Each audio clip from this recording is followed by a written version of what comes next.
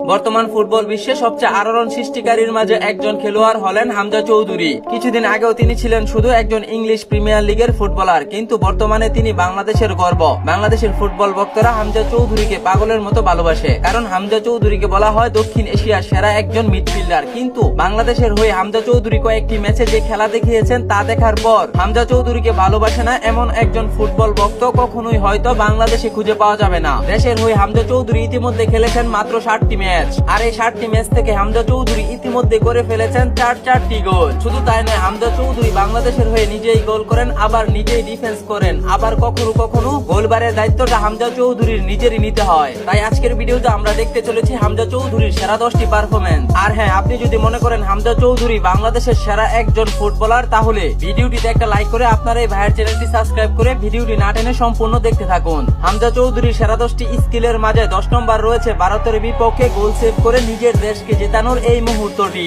খেলার 30 মিনিটের মাথায় যখন বাংলাদেশ 1-0 গোলে এগিয়ে, ঠিক তখনই বাংলাদেশের ডিফেন্স ও গোলকিপারের মারাত্মক গোলের কারণে গোল খেতেই বসেছিল বাংলাদেশ। কিন্তু হামজা চৌধুরী যখনই দেখলো গোলবার বক্সটা ফাঁকা, ঠিক তখনই নিজের সর্বোচ্চ চেষ্টা দিয়ে ভারতের নিশ্চিত গোলটি ঠেকিয়ে দিয়েছেন। আপনি একটু ভাবুন তো, হামজা চৌধুরী কতটা ভয়ঙ্কর একজন ফুটবলার হলে নিজেই গোল করেন, আবার নিজের দলের গোল সেভটি নিজেই করেন। এবার হামজা চৌধুরীর এই গোলটি দেখুন। এই গোলটি দেখলে মনে হয় হামজা চৌধুরী যেন গোলবারের কর্নারটা নিজের করে নিয়েছে। ডিবক্সের বাহির থেকে হামজা চৌধুরী যেভাবে বলটি শট করলেন তা গোলবারের 90 ডিগ্রি কর্নার দিয়ে বারবাসে লেগে গোল হয়ে যায়। তবে একজন ডিফেন্ডার হওয়ার পরও হামজা চৌধুরীর এমন দুর্দান্ত গোলে সেদিন মন করে নিয়েছিল লিস্টার সিটির প্রত্যেকটি ফুটবল ভক্তদের।